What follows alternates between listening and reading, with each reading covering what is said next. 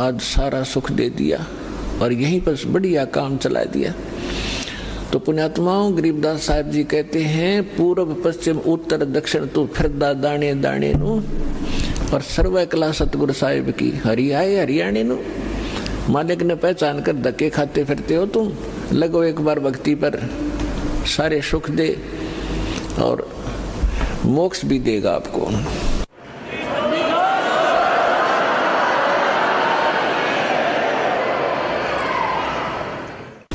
पुण्यात्माओं, सबसे पहले हमने अपने लाल की परख करनी होगी कि जिस लाल को हम लिए फिरते हैं ये वास्तव में लाल है भी कि नहीं। तो उस परखने के लिए हमारे पास कुछ पैमाना होना चाहिए।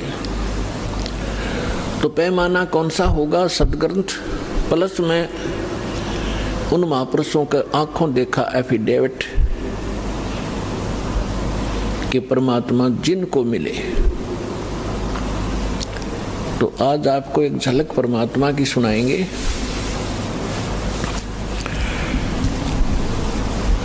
परमेश्वर कबीर जी के प्रगट के विषय में बहुत सी भ्रांतियां समाज में इन नकलियों ने फैला रखी हैं। क्या फैला रखी है कि कबीर साहब किसी विधवा ब्राह्मणी के घर कोख से जन्म हुआ था, वो शर्म के मारे बाहर डाल आई। ये बकवाद है और उन दुष्ट लोगों की बनाई हुई कहानियां हैं जो भगवान से हमें दूर रखना चाहते थे, लेकिन वास्तविकता इसके बिल्कुल विपरीत है। परमात्मा स्वयं कहते हैं, अवधू अवगत से चला आए, मेरा कोई भेद मर्म ना पाया। ना मेरा जन्म ना गर्भ बसेरा, बालक बन दिखलाया। काशी नगर जल कमल पडेरा, तहां जुलाहे न पाया। मात पिता मेरे कछु नाही, ना मेरे घर दासी। जुल्हे का सुत आने कहाया, जगत करे मेरी हासी। स्वयं परमात्मा ने आके बताया कि मेरे कोई माता पिता नहीं थे और किसी कारण से मैं प्रत्येक युग में अपने बच्चों को संभालने के लिए ये लीला किया करता हूँ। परमात्मा प्रत्येक युग में ऐसी ही लीला करते हैं। कमल के फूल पर आकर शिशु रूप धारण करते हैं।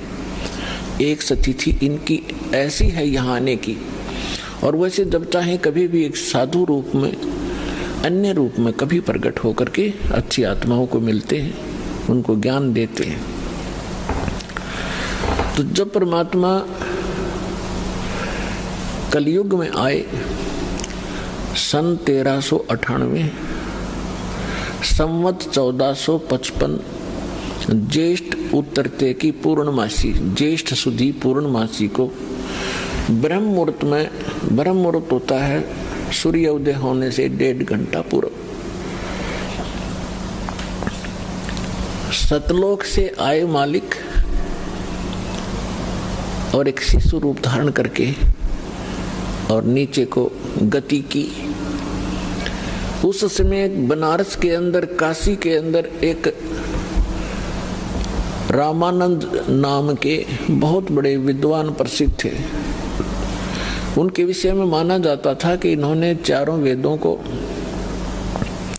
18 पुराणों को, श्रीमद् भगवत गीता को ठीक ढंग से जाना है, जिस कारण से वो प्रचार किया करते थे। और उन्होंने 1400 ऋषि शेष बना रखे थे जो उनके द्वारा बताए गए ज्ञान को आगे जनता में प्रचार किया करते थे। स्वामी रामानंद जी एक ब्राह्मण के अतिरिक्त अन्य किसी जाति मजहब वाले को अपना शिष्य नहीं बनाते थे। अन्य को वो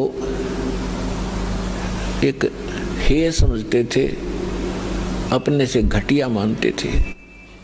अब उन्होंने 1400 ऋषि पंडित शिष्य बना रखे थे। उनमें से एक अष्टानंद नाम के ऋषि थे और वो प्रतिदिन एक लहर तारा नामक तालाब था, आज भी है लेकिन अब तो वो सिर्फ एक यादगार रूप में ही रहा है। और उस लहरतारा तालाब, उसका नाम कैसे पड़ा?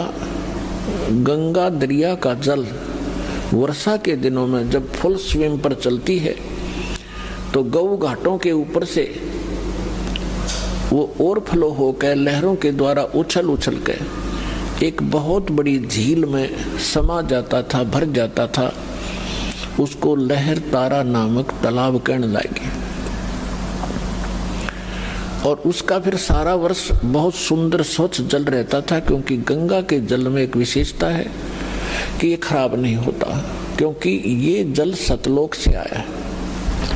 परमात्मा ने एक सैंपल भेज रखा कि हमारे लोक में ऐसे पदार्थ हैं, ना दूध कभी खराब होते, दरिया बहती है, ना दही और मक्खन खराब होते। वहाँ का ऐसा मटेरियल है। ये एक सैंपल है आपके लिए, ये विश्वास करने के लिए कि वहाँ ऐसे पदार्थ, जब ऐसे लोक में और ये जल खराब नहीं होता, वहाँ तो लोक ही एक विशेष है। तो समझदार को संकेत पर्याप्त है। उस लहरतारा तालाब के ऊपर ऋषि अष्टानंद जी प्रतिदिन अपने गुरुजी के द्वारा बताए गए उस साधना को भी करते थे, उसी में स्नान करते थे। एकांत स्थान, शांत स्थान पर वो भगवान की भक्ति का चिंतन किया करते थे। वो प्रतिदिन की तरह वो भी अपने चिंतन में स्नान करके बैठे थे। आकाश से क्या देखा अष्टानंद जी ने कि एक बहुत तेज प्रकाश का गोला सा ऊपर से स्पीड के साथ आ रहा है। और वेद भी यही बताते हैं कि वो परमात्मा ऊपर के लोक में रहता है और उस वहां से गति करके आता है, बिजली विद्युत जैसी गति से यहाँ आकर हमें प्राप्त होते हैं। अष्टानंद जी ने देखा कि बहुत तेज प्रकाश कभी देखा नहीं ऐसा। जब उसने देखा तो उसकी आंखें सहन नहीं कर सकी, चरम दृष्टि बंद होगी। आंखें बंद होने के बाद उसने क्या देखा कि तो एक बालक है, शिशु रूप दिखाई दिया। जैसे हम सूर्य की तरफ देखते हैं प्रथम सीधा, तो हमारी चरम दृष्टि सहन नहीं कर पाती, आंखें बंद हो जाती हैं। आंखें जब बंद होती हैं या हम दूसरी साइड में देखते हैं तो सूर्य का प्रकाश रहित आकार दिखाई देता है और वो काफी देर तक आंखों में बना रहता है। ठीक यही दशा अष्टानंद जी की हुई कि उसने जब वो प्रकाश की तरफ देखा तो वो प्रकाश किसका था? सूर्य का, यानी परमात्मा का। और जब आंखें बंद की तो क्या देखा? वो शिशु का प्रकाश था, वो परमात्मा का प्रकाश था। दोबारा उसने जब आंख खोली तब तक वो प्रकाश लहरतारा तालाब के एक कोने में सिमट चुका था, समाप्त हो गया था। अब अष्टानंद जी अंदर ही अंदर बड़े खुशी हुए। उसने सोचा कि शायद आज मेरी कोई भक्ति की विशेष उपलब्धि मुझे हुई है और इसके बारे में अपने गुरु जी को बताऊंगा। वो उठकर चले गए। अपने गुरु रामानंद जी से कहा कि स्वामी जी, आज मैंने ऐसे ऐसे एक अजीबोगरीब घटना मेरे साथ हुई। हे प्रभु, ये मेरी भक्ति की उपलब्धि है या कोई मेरा भ्रम है? स्वामी जी ने कहा कि बेटा, ये न तेरी भक्ति की उपलब्धि है और न ही तेरी कोई भ्रम है। ऐसी लीला उस समय होती है जब ऊपर के लोक से कोई परम शक्ति या देवता लोग यहाँ पृथ्वी पर आकर के जन्म लेते हैं। किसी माँ के गर्भ में प्रवेश किया होगा उन्होंने। ये तारे से जब टूटते हैं तो उसने बताया कि ऐसे लक्षण हैं। और वो कुछ दिनों में यहाँ इस काशी बनारस में किसी माँ से जन्म लेकर के वो दिव्य शक्ति अपना कोई कार्य करने के लिए ऊपर के लोकों से आते हैं। अब जितना स्वामी जी ने ज्ञान था अपने शिष्य का समाधान किया, शिष्य संतुष्ट हुआ। अब इन ऋषि महर्षियों ने वही भगवान देखे हैं जो माँ से ही जन्म लेते रहे। श्री राम, श्री कृष्ण और बाकी 18, 25 जो 8, 9 जो बताते हैं, ये ऐसे आते हैं। लेकिन ये भगवान वो है जो कभी माँ से जन्म नहीं लेता, सबके जन्मदाता है, सबके विधाता है। उधर से नीरू और नीमा नाम के दो पति पत्नी थे मुसलमान, वो उसी जीवन में ब्राह्मण भी थे। उसी जन्म में वो ब्राह्मण थे। गौरी शंकर पुरुष का नाम था, सरस्वती उसकी पत्नी का नाम था। गौरी शंकर भगवान शंकर के बहुत ज्यादा उपासक थे और नेक आत्मा ब्राह्मण थे। अन्य ब्राह्मण रोजी रोटी के लिए जनता को मिसगाइड करके अपना निर्वाह के लिए मिसगाइड करते थे। दक्षिणा आदि कुछ अटपट करके ग्रहण करते थे। तेरा पितर ऐसे रुष्ट हो गया है, इतने पैसे चढ़ा दे, ऐसा पाठ करवा दे। वो ऐसा नहीं करता था। वो केवल शिव जी की कथा सुनाते थे शिव पुराण से, और जो भी उसकी दक्षिणा आती थी अपने निर्वाह के लिए रखकर बाकी शेष भंडारे में लगाते थे।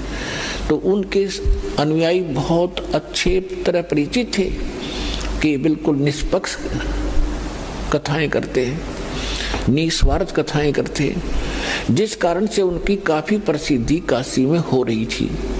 और अन्य जो नकली ब्राह्मण थे रोजी रोटी वाले, वो उससे घनी ईर्ष्या करते थे कि ज्यादा लोग इनको पसंद करने लगे, हमसे दूर होते जा रहे हैं। इस बात से मुसलमान काजी मुल्ला पीर खूब परिचित थे कि गौरी शंकर से अन्य जो धर्म गुरु हैं ब्राह्मण, ये अक्षुब्ध हैं और ये हिंदू धर्म का प्रचार घना कर रहा है। इसलिए उन्होंने बाई फोर्स गौरी शंकर सरस्वती को मुसलमान बना दिया। मुसलमान कैसे बना दिया? अपना जूठा पानी करके गली में खड़ा होकर और उनके ऊपर फेंक दिया, उनके कपड़े में फेंक दिया और उनके मुंह में डाल दिया। तो अन्य जो ब्राह्मण थे वो तो इसी दाव में थे। किसी दिन यूँ फंसे, सबने मुनादी करा दी, गौरी शंकर मुसलमान बन गया है, उसको जाति से डाल दिया है, उसका गंगा में स्नान करना बंद कर दिया है। अब सारे हिंदू उनसे बाइकाट कर गए, तो वो विवश हुआ। उनका नाम रख दिया नूर अली गौरी शंकर का, और नियामत रख दिया उसकी पत्नी नीमा का, नियामत। तो इस प्रकार फिर अपभ्रंश करके उनको नीरू और नीमा कहने लगे। अब पहले उनकी रोजी रोटी चलती थी कथा की दक्षिणा से, अब दक्षिणा मिलनी बंद होगी, रोजगार की समस्या हुई। उन्होंने एक सिंपल सा काम जिसमें कोई पैसा नहीं लगना था, ऐसा काम शुरू कर दिया कपड़ा बुनने का। और समय के बीत जाने पर उनको जुलाहा कहने लगे। जब उनकी आयु 60-62 वर्ष की हो चुकी थी, कोई संतान नहीं थी। भले ही वो मुसलमान बन गए थे, लेकिन भगवान शंकर को दिल से भुला नहीं पाए थे। कोई भी आपत्ति आती थी या कोई विशेष कसक होती थी, भगवान शंकर को ही वो याद किया करते थे। भले ही वो मुसलमान रीति को भी निर्वाह कर रहे थे, उसको भी चल रहे थे। अपने आत्मा उनको संतान नहीं थी। अब उस समय एक ऐसी धारणा समाज में फैला रखी थी नकली ब्राह्मण गुरुओं ने कि जिसके संतान नहीं वो सबसे निकम्मी आत्मा है, उसकी सुबह सुबह दर्शन भी नहीं होने चाहिए। तो जिस कारण से जिनके संतान नहीं होती थी वो खूब समझते थे कि सामने वाला बाइकाट कर गया, गली बदल गया, रास्ता चेंज कर गया, मुझे देखकर वो बहुत कुड़ कर अपना जीवन व्यतीत किया करते थे। यानी संसार की परंपरा से उस व्यक्ति को जिसके संतान नहीं है वह सबसे मनहूस माना जाता था, और भगवान के अध्यात्म ज्ञान के आधार से वो परिवार, वो दंपति, वो पति पत्नी एक नंबर के हंस और पुण्यात्मा होते हैं। पुण्यात्मा का मतलब है कि उनका फाइनल मैच होता है जब सतगुरु मिल जाता है। वो उनका कहीं किसी से अब लेन देन नहीं रहा, ना पुत्र का ना पुत्री का संस्कार शेष है। और यदि उनको सतगुरु मिल जाए, भक्ति ठीक कर ले, उनका बेड़ा पार तुरंत हो जाए उसी जीवन में। अब ये ना समझना कि जिनका संतान है वो पुण्यकर्मी नहीं है, नहीं, जिनको सतगुरु मिल गए जिनको सतगुरु मिल गए मनुष्य जीवन में, दोनों ही पार हैं, दोनों ही पुण्यकर्मी प्राणी, क्योंकि संतान होती है संस्कार से। जैसे एक समय सुखदेव ऋषि 12 वर्ष के बाद मां के गर्भ से जन्म लिया, 12 वर्ष की आयु पेट में हो गई थी उसकी। पुण्यात्मा, ये कुछ आध्यात्मिक ऐसे पॉइंट होते हैं जो वर्तमान के इन वैज्ञानिकों का गला उतरा नहीं, पर लेकिन गले ना उतरे तो बेशक, लेकिन वह बात झूठ नहीं हो सकती। 12 वर्ष की आयु का जब मां के गर्भ से बाहर आया, आते ही उठकर चल पड़ा। व्यास जी का पुत्र था, व्यास जी की पत्नी से उसका जन्म हुआ था। तो व्यास जी इंतजार करते थे, विद्वान पुरुष थे, ये कोई अच्छी आत्मा है जो 12 वर्ष तक माँ के गर्भ में, माँ को मालूम भी नहीं, इतना कोई पीड़ा नहीं हो रही है। इस आशा से उसने कहा कि बेटा बेटा, लेकिन सुखदेव ऋषि ने पीछे मुड़कर नहीं देखा, अपने पिता की शक्ल भी नहीं देखी, चलते चलते कह रहा है कि पिताजी, कि हे ऋषि जी, व्यास जी कह रहे हैं कि रे पुत्र, मैंने तेरी 12 वर्ष इंतजार करी, मुझे अपना शक्ल तो दिखा दे। एक वो पुत्र मोह में घना वश हो रहा था। तो ऋषि जी कहते हैं, चलते चलते सुखदेव कहते हैं कि ऋषि जी, ना जाने कितनी बार तू मेरा बाप हो लिया और ना जाने कितनी बार मैं तेरा बाप हो गया। ये बहुत बूढ़ी बीमारी है, इनका मैं अपना पीछा छुटवाऊंगा और मैं ना देखूं तेरी और कहीं मेरी ममता तेरे में फंस ना जा। यूं कहकर आकाश में उड़ गया, दूसरी जगह जाकर प्रकट हो गया। वहां जाकर अपनी और नालापा काटी। कहने का भाव ये है, फिर सुखदेव ऋषि ने कहा था कि एक लेवा एक देवादूतम, कोई पिता कोई किसी का पिता नहीं पूतम, ये ऋण संबंध जुड़ा एक ठाठा, अंश में सब 12 बाट। ये तो एक दूसरे का संस्कार है, कोई देने आ रहा है, कोई लेने आ रहा है। जैसे आज हम संस्कार बढ़ा रहे हैं, कोई रिश्वत लेता है, आज वो रिश्वत ले रहा किसी से 1 लाख 1.5 लाख रुपए, अगले जन्म में वो दामाद बनकर लड़की भी ले जाएगा और वो पैसे भी लेगा।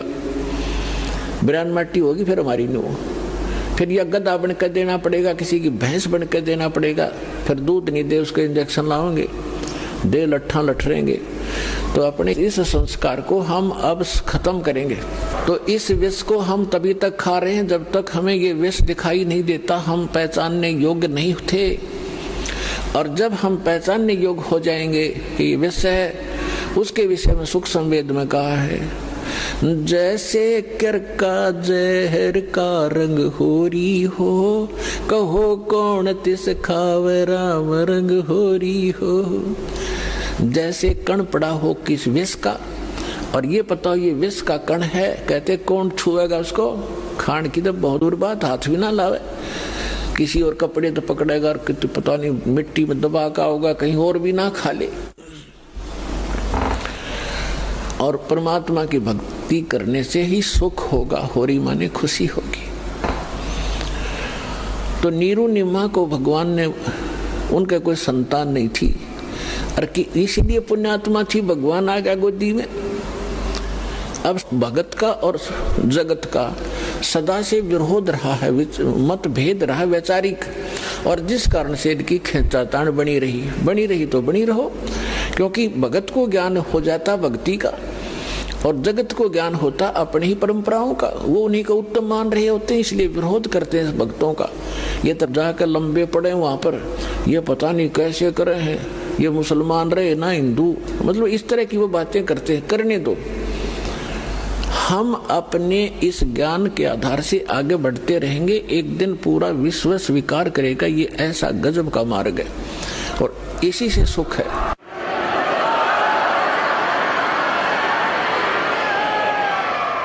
पुण्यात्माओं, ये भक्ति युग आ गया। अभी तक हमने बतेरी बकवाद कर ली। एक बार दास गोवा के अंदर गया हुआ था। गोवा एक स्टेट है समुद्र के किनारे, वहाँ दूसरे देश को हम विकसित देश मानते हैं, इस इंग्लैंड इटली और अमेरिका के, वहाँ समुद्र के किनारे एक एक लंगोट में स्त्री और पुरुष वहाँ लेट रेते में, और हम वहाँ सत्संग किया था हमने गोवा में, और हम चले गए घूमने के लिए। तो उनको देख रहे और वो भी अच्छे ना लगे, पड़े भी हुए बेटी के बाप। तो वहाँ बता रहे थे कि ये क्या कहते हैं, क्यों हो हमें यहाँ आकर शांति मिलती है, और ये बड़े वहाँ सेठ हैं, बड़ी बड़ी कोठियाँ हैं, इनकी कार है बड़ी बड़ी। कलम देखो इनकी शांति तय उस रेत में, तो कोठी शर्मा मारोगे जहाँ अशांति है, क्या करोगे और कट्ठी और कारों की। आग अंगारे इकट्ठे कर रहे हैं और उसको विकास मानते हैं और उसको अपना बड़ी महिमा मानते हैं, और शांति मिल रेत में। तो आज से 50 वर्ष पीछे झांको, आपके दादे परदादे कैसे रहा करते थे, उस रेत में रहा करते थे, झोंपड़ियों में रहा करते थे, और कितना शांत जीवन जीते थे, कितना उनके चेहरे पर शांति और कितनी खुशी रहती थी। अंत में आपने उड़े टेकना पड़ेगा। यूं तो एक बबुड़िया सा उठ रहा थोड़े दिन का, और 2 वर्ष वर्षा ना हो, ये विज्ञान धरी की दराई रह जाएगी। ये कंप्यूटर पड़े पड़े जरेंगे सारे, और ये जहाज इनमें कोई बैठनिया नहीं पाएगा। भगवान को प्रसन्न करना पड़ेगा इस संसार के अंदर, कुछ दिन सुख से जीना चाहते हो, और परमात्मा प्रसन्न हो गए, सारे ठाठ कर दे, समय पर वर्षा होने लग जाएगी, सब दुख दूर हो जाएंगे, प्राकृतिक आपदाएं टल जाएंगी, भक्ति करेंगे। ये भक्ति युग है, और भगत के लिए बकवाद नहीं चलेंगी, बकवाद करके भक्ति नहीं हो सकती। तो इन सब बकवादों को त्यागना होगा और भक्ति की राह पर हमने लगना होगा, तभी हम मोक्ष प्राप्त करेंगे, नहीं तो बहुत बुरा भयंकर समय आ जाएगा आने वाले समय में। अब हम आते हैं अपने प्रसंग पे कि नीरू नीमा 62 वर्ष के हो गए थे, संतान नहीं थी। अब समाज की दृष्टि से तो बहुत मनहूस थे, लेकिन अध्यात्म मार्ग से वो 1 नंबर की आत्मा थी। उसका प्रमाण भी आपके समक्ष है। जिनकी गोदी में भगवान खेले, वो समर्थ शक्ति जिनको भटक रहे हैं हम खोजने के लिए, जंगलों में बैठ के शरीर खत्म कर दिए हमने तपा तपा करके, लेकिन रास्ता ठीक ना होने से वो कहते ना गणते जांडी काटने का आड़ी तरीका था ही हमारा। गण से जांडी कटा नहीं करती हो, तो वही आरी चाहिए या तीखी को आड़ी चाहिए जिससे जांडी कटे। तो हम लकड़ी के गणते जांडी काटा थे, यानी वो विधि परमात्मा पाने की ठीक नहीं थी, और उसके लिए हम भटक रहे थे। और वो परमात्मा उनको मिला जिनको संसार मनहूस कहा करता था। अब समय जैसे तैसे वो व्यतीत कर लेते हैं, स्वयं तो जिनका संतान नहीं, लेकिन ये संसारिक व्यक्ति अपनी सोच से जब भी उनसे मिलते हैं कोई ना कोई इंजेक्शन लगा ही देते हैं कि एक संतान तो चाहिए थी, एक बालक तो चाहिए था घर में। तो कुछ भूल पड़े तो काल पड़न देता ना, किसी न किसी को भेज के उनके इंजेक्शन लगा दे। उससे पहले दिन उस नीमा का कोई रिलेटिव, कोई बहन आई थी, और उसने भी सारी रात यह चर्चा रखी, ये भगवान देखिए बलका बिना तो घर सुनना सुनना लगे है, बच्चों बिना बता के जीवन है। अब उस माई के फिर वो इंजेक्शन लाएगी, वह तो चली गई, सारी रात रोई। सुबह वो क्या करते थे, नीरू और नीमा का गंगा में स्नान कराना बंद कर दिया था, क्योंकि मुसलमानों को हिंदू गंगा में गंगा घाट पर पड़न नहीं देते थे।